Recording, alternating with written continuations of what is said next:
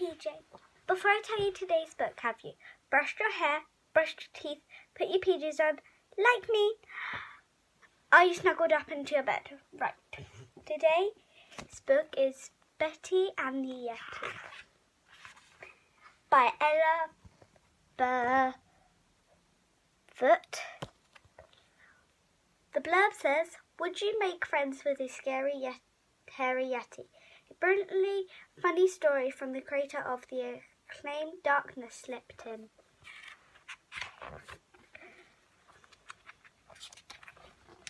Betty has a little red sleigh that she takes wherever she goes. She pulls on the ropes and flies down the slopes, whether it freezes or snows.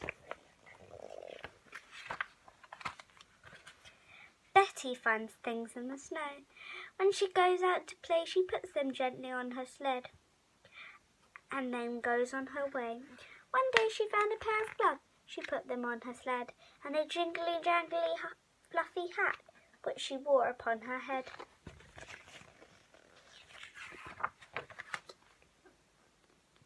And when she saw some snow boots as hairy as a bear, she tried them on her feet and stamped from here to there. Then she found a woolly scarf, all thick with twigs and leaves, and one enormous smelly coat that came right past her knees.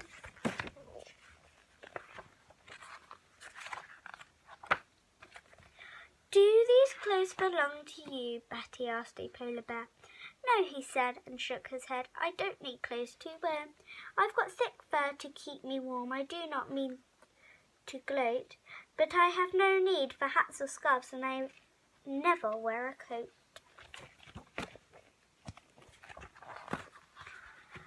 Do these clothes belong to you? Betty asked a big blue whale. No, whale said, and shook her head and splashed her great big tail. I've got blubber to keep me warm, a special kind of fat, though I do like the bells on that jingly jangly hat. Do these clothes belong to you? Betty asked an Arctic hare.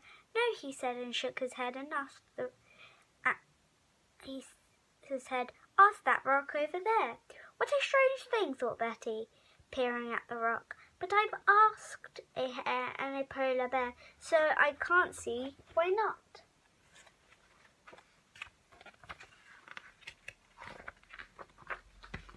Hello, rock, said Betty. The rock did not reply. Hello, rock, said Betty. The rock was very shy. But finally there came a voice that said to little Betty, I'm really not a rock at all. I'm actually a Yeti.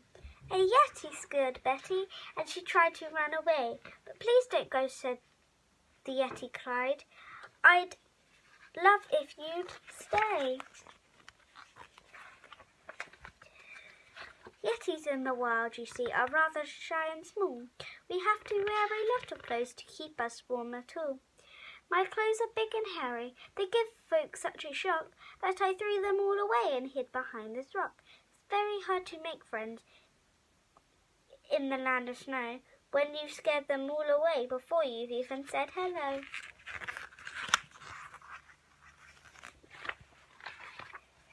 Betty didn't fret at all. She handed him his clothes. You'd better put these on, she said, before it really snows.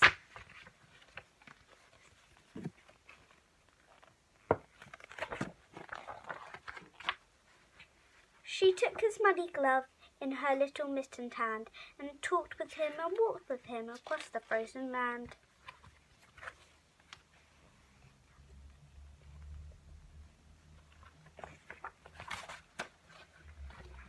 Soon they met Betty's friends in the cold and snowy night, and smelly hairy Yeti, well, he gave them quite a fright.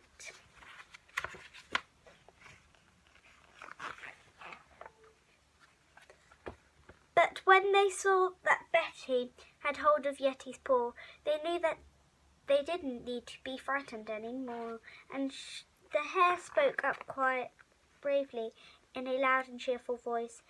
I'd befriend a Yeti given half a choice. So Whale and Bear and Arctic Hare became the Yeti's friends. The Yeti kept his clothes on, and was never cold again. Betty made a hat like his. She wore it every day, and then she went out on her sled. She jingled all the way.